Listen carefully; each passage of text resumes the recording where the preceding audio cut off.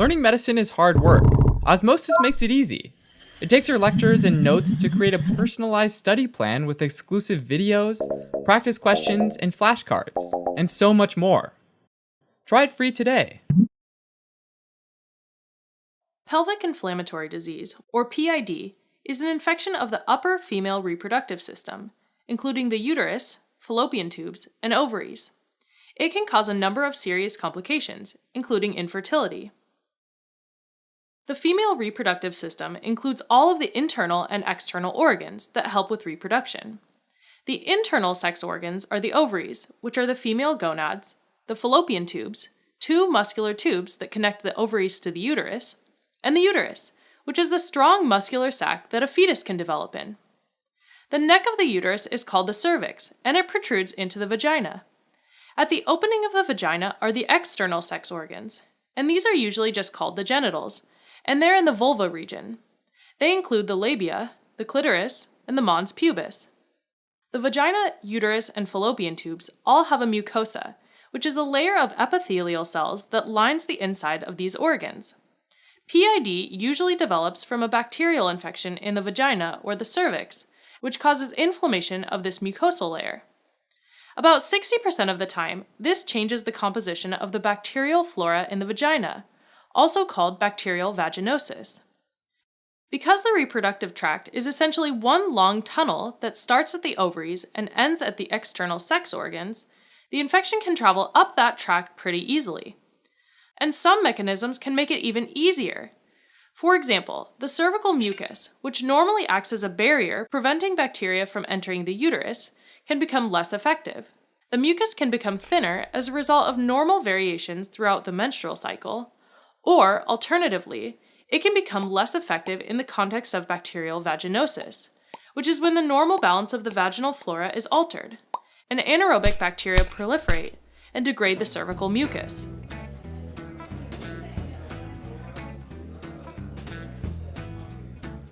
Other factors contributing to an infection may be retrograde menstruation, which is when menstrual blood flows back through the fallopian tubes and into the pelvic cavity instead of out of the body, and also sexual intercourse. Now, PID is most problematic when the infection reaches the fallopian tubes, in which case it's called salpingitis. If it also affects the ovaries, it's called salpingo-oophoritis. The infection triggers a response from the body, which sends in neutrophils, plasma cells, and lymphocytes into the fallopian tubes. That sounds like a good thing, right? But this actually damages the tubal epithelium, and the tubes become filled with pus. When scar tissue forms to repair the damage, areas with damaged epithelium tend to stick to one another, creating closed-off pockets and little dead-end pouches in the fallopian tubes. This scarring in the fallopian tubes can lead to a number of complications related to PID. If pus builds up in the tube and ovary, it can turn into tubo-ovarian abscess, which can be life-threatening if it ruptures.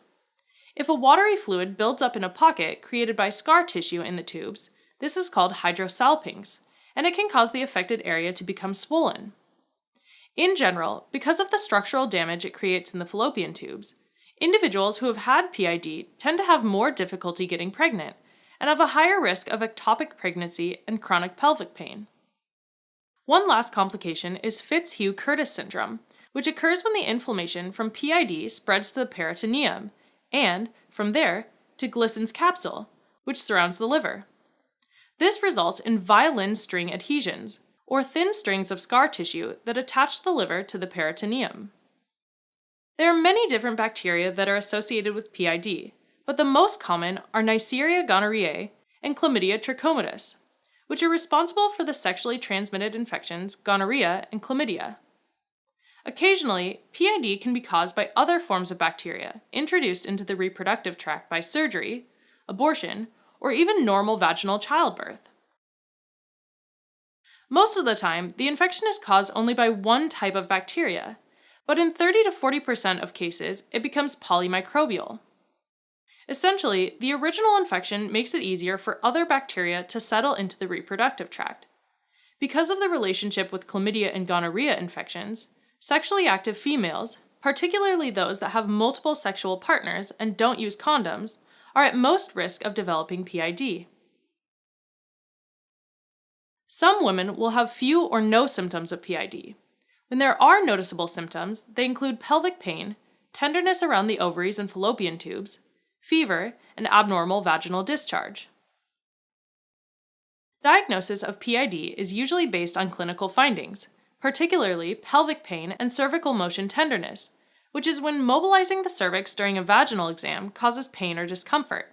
Tenderness in the right upper quadrant of the abdomen is also common if Fitzhugh-Curtis syndrome has developed.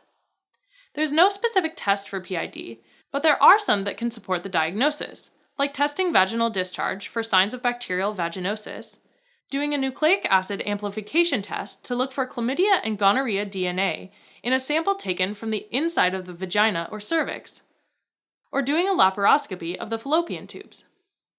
An ultrasound can show if there's fluid in the fallopian tubes and whether a tubo-ovarian abscess or hydrosalpinx is present.